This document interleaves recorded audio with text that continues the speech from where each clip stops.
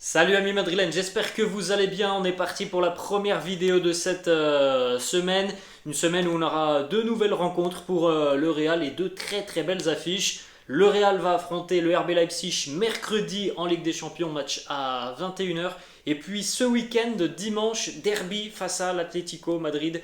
Là aussi, ça sera à 21h et ça sera du côté du Wanda Metropolitano. Donc une grosse semaine pour les merengues qui ont réalisé un début de saison exceptionnel. Petite information, aujourd'hui il y a évidemment entraînement puisque voilà, on est à 2 jours d'un match de Ligue des Champions. Donc même si le Real a joué hier, il n'y aura pas de jour de repos accordé par Carlo Ancelotti. Alors certainement que l'entraînement sera très léger aujourd'hui, notamment pour les titulaires de la veille, mais en tout cas il y a entraînement. L'entraînement a lieu à 11h du matin, donc à l'heure où la vidéo est publiée, voilà, on est certainement sur la fin de l'entraînement côté merengue. On va poursuivre les amis avec les deux unes des quotidiens madrilènes, le quotidien Marca et le quotidien AS. Marca qui titre à Golazo Limpio, un but propre. Alors il est vrai que hier on a eu tout de même des buts assez magnifiques hein, côté merengue. L'association Vinicius-Rodrigo, le but de Rodrigo, le but de Valverde, et puis même le but d'Antonio Rudiger, il vaut le détour aussi. Donc voilà de belles choses offensivement, notamment côté merengue hier, notamment sur la seconde mi-temps.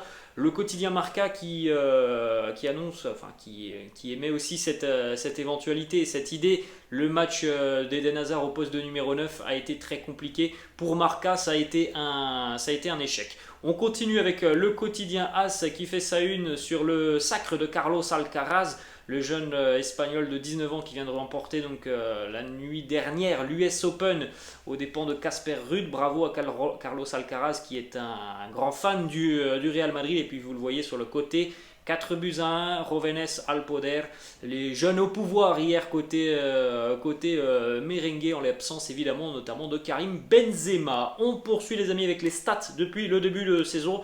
Le Real est la seule équipe d'Europe à avoir remporté ces 5 matchs de championnat, ou en tout cas c'est la seule équipe d'Europe à avoir remporté tous ces matchs de championnat, qu'il y en ait 5, 6 ou 7, peu importe, c'est la seule équipe d'Europe à avoir remporté tous ces matchs de championnat.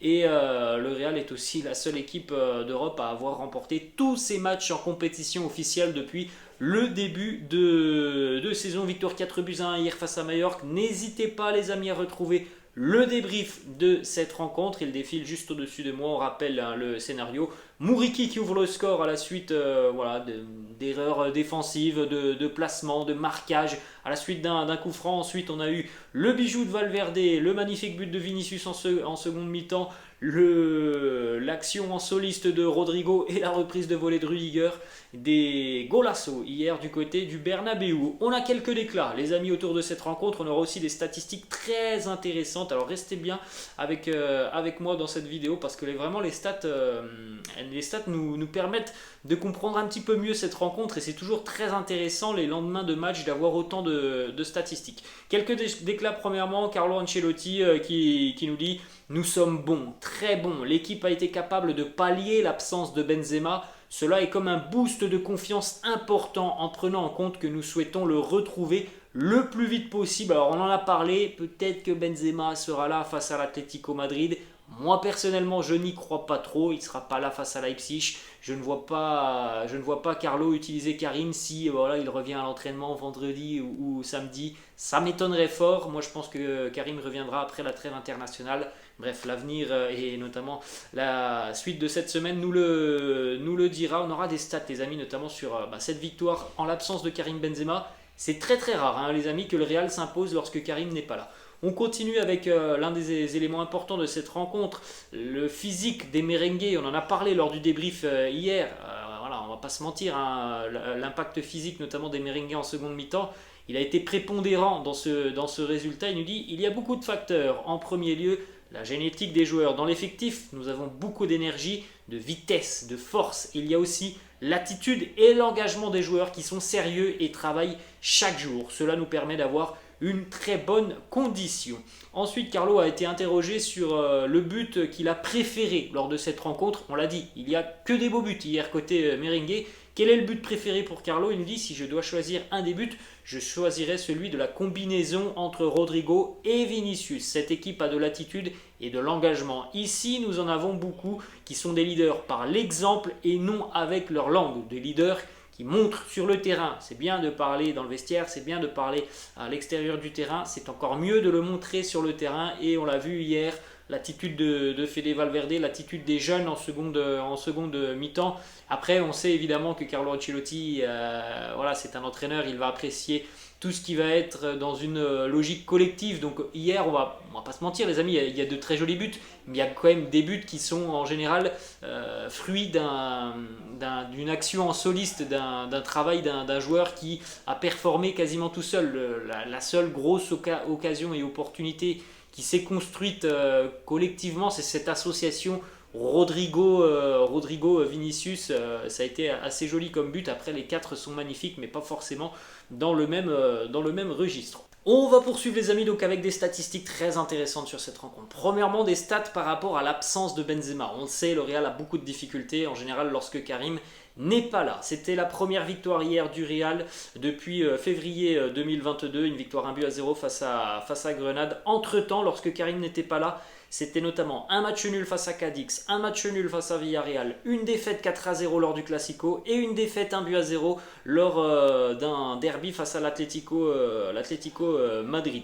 Autre petite statistique assez intéressante, le Real qui s'impose par 3 buts d'écart hier, eh bien ça n'était plus arrivé au merengue de s'imposer par plus d'un but d'écart lorsque Karim n'est pas là depuis 3 ans, octobre 2019. D'ailleurs, la plus large victoire en l'absence de Karim Benzema, c'était en 2017, en avril 2027. Autre statistique aussi, les amis, depuis le départ de Cristiano Ronaldo, c'était seulement la 6e fois que le Real Madrid s'imposait sans avoir Karim sur le terrain. Il y avait eu 4 défaites, 4 matchs nuls, donc un bilan très contrasté lorsque Karim n'est pas là. On continue les amis avec la prestation aussi de Dani Ceballos. 4 grosses occasions créées par Dani Ceballos hier. On l'a vu aussi très à l'aise techniquement, avec notamment 69 passes réussies, avec un taux de passes réussies de 91%. Deuxième ratio du match derrière Toni Kroos. D'ailleurs, une très bonne association entre les deux milieux de terrain. Voilà, des passes vers l'avant, des passes qui cassent les lignes, des passes qui vont créer des espaces. Donc un gros match pour Dani Ceballos, avec aussi l'opportunité parfois de tenter sa chance de loin. Justement, en ce qui concerne les tirs de loin, les amis, là aussi c'est une stat très intéressante. Le Real cette saison, sur les 6 premiers matchs de la saison, c'est en moyenne 13 tirs par match depuis l'intérieur de la surface de réparation.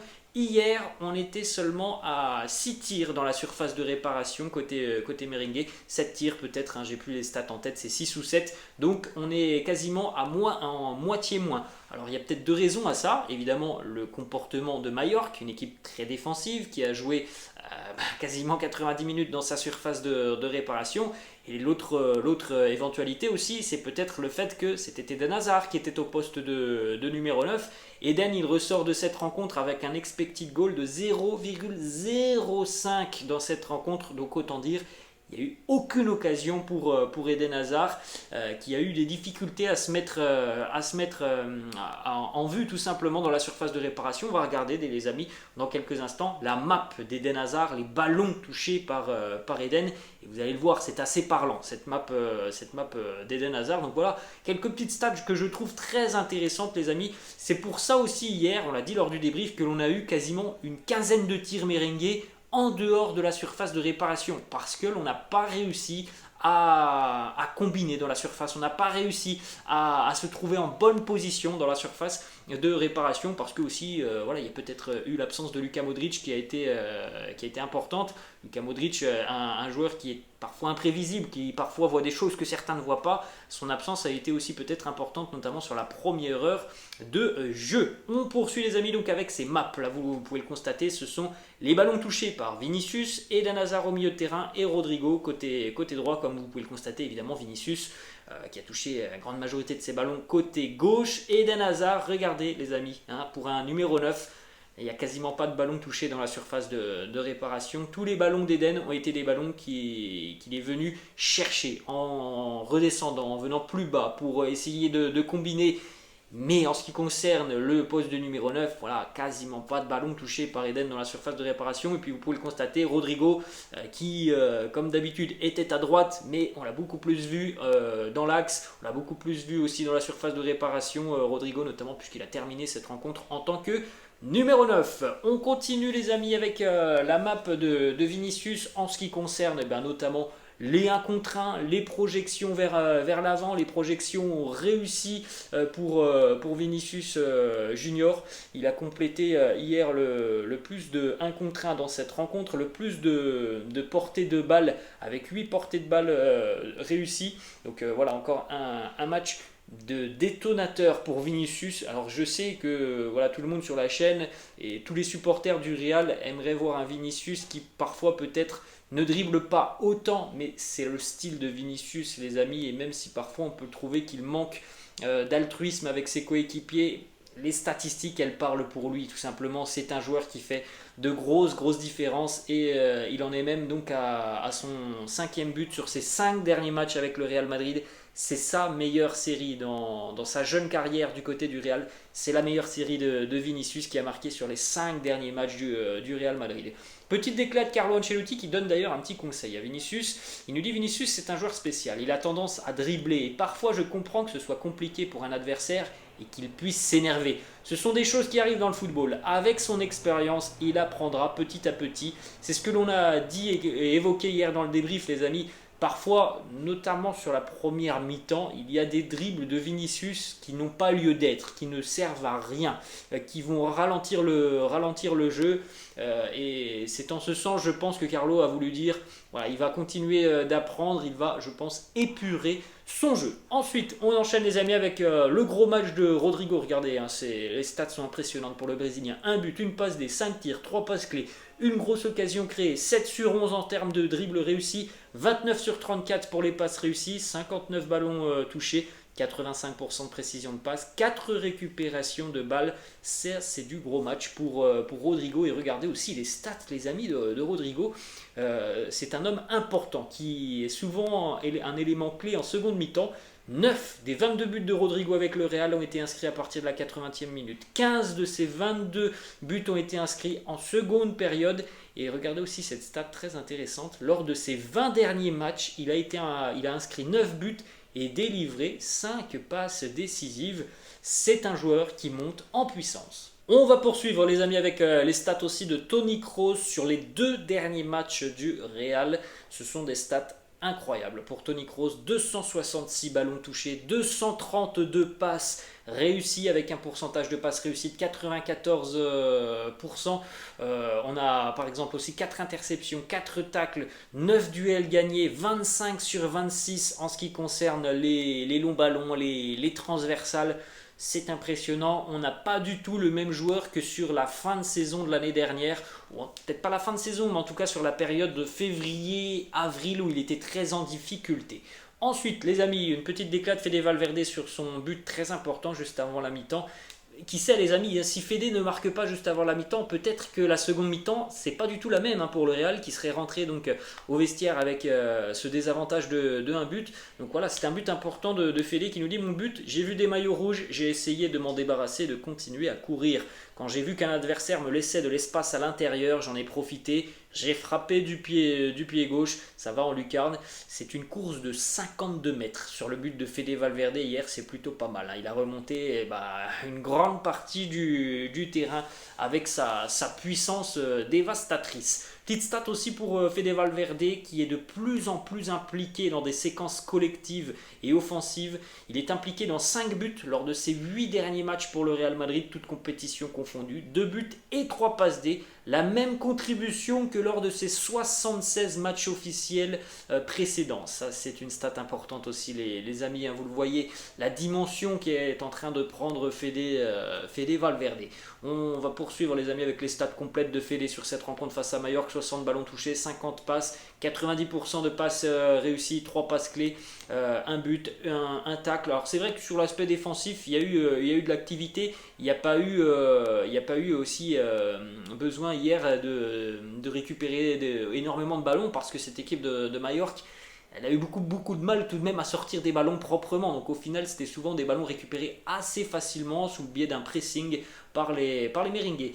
On enchaîne, les amis, aussi avec le premier but d'Antonio Rudiger, un moment important pour lui hier, premier but sous ses nouvelles couleurs, premier but au Bernabeu pour le défenseur allemand. Ensuite, on a 2 déclarations de Carlo Ancelotti sur la prestation d'Eden Hazard. Il nous dit pour Eden, il n'y avait pas d'espace pour un attaquant. Il a essayé, comme je lui ai demandé de le faire, il a laissé de l'espace pour les autres. C'est un match très positif de sa part. Carlo qui nous dit tout de même, il vaut mieux utiliser Rodrigo comme numéro 9 avec Valverde à droite plutôt que Eden Hazard. Les amis, j'ai bien l'impression que tout de même, on risque encore une fois de ne pas revoir Eden au poste de numéro 9. C'est dans le sens où je pense que c'est une nouvelle option en moins pour Eden. Il ne peut pas jouer à gauche, visiblement il ne pourra plus trop jouer au poste de numéro 9. Alors il pourrait peut-être jouer à droite, mais les amis, quand on voit ce que font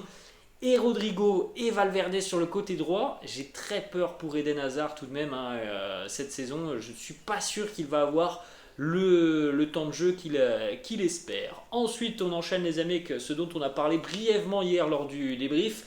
La colère de Marco Asensio, déçu de ne pas entrer en jeu. Carlo qui nous dit « Je n'avais plus qu'une seule fenêtre de remplacement et je préparais quelques changements si nous ne marquions pas pour faire entrer Asensio et Mariano. Mais Lucas Vasquez s'est blessé et avec une seule fenêtre, je n'ai pas pensé à changer un autre joueur. Il s'est mis en colère, je suis d'accord avec lui, il veut jouer, c'est le plus important. Je le prends en compte, il est très important pour nous, ce n'est pas grave, je suis d'accord avec sa colère. » Voilà, qu'il soit d'accord avec sa colère, moi je veux bien le comprendre. Après, je pense que Marco Asensio, il est conscient de sa situation depuis plusieurs semaines, voire plusieurs mois. Il ne peut s'en prendre qu'à lui-même. Si pour le moment il fait toujours banquette du côté du Real, je pense qu'il n'a pas assez appuyé sur ce mercato pour quitter le club. Donc voilà, on peut comprendre sa colère, mais franchement, il ne doit pas être surpris de sa situation. Regardez, les amis, d'ailleurs, les minutes jouées par les merengues depuis le début de saison. Thibaut Courtois, évidemment, le joueur qui a le plus joué avec 630 minutes. Le dernier dans cette liste, c'est Marco Asensio, avec ses 19 petites minutes. 4 joueurs n'ont toujours pas joué avec le Real depuis le début de saison: Odriozola, Valiero, Mariano et André Lunin. On va terminer, les amis, cette vidéo avec une information qui concerne Lucas Vasquez. Alors on l'a vu être remplacé hier. Il se tenait un petit peu au niveau de la cuisse. Alors on ne sait pas trop pour Lucas Vasquez, visiblement un problème musculaire. Il va passer des examens aujourd'hui, vraisemblablement demain. Un problème visiblement à la jambe gauche et il semblerait qu'il ne soit indisponible pour affronter Leipzig mercredi. Voilà, les amis, la fin de cette vidéo. J'espère que ça vous a plu. N'hésitez pas, comme d'habitude, à lâcher un petit pouce bleu. N'hésitez pas non plus à vous abonner à la chaîne. Les amis, je vous laisse et je vous dis à demain. Ciao!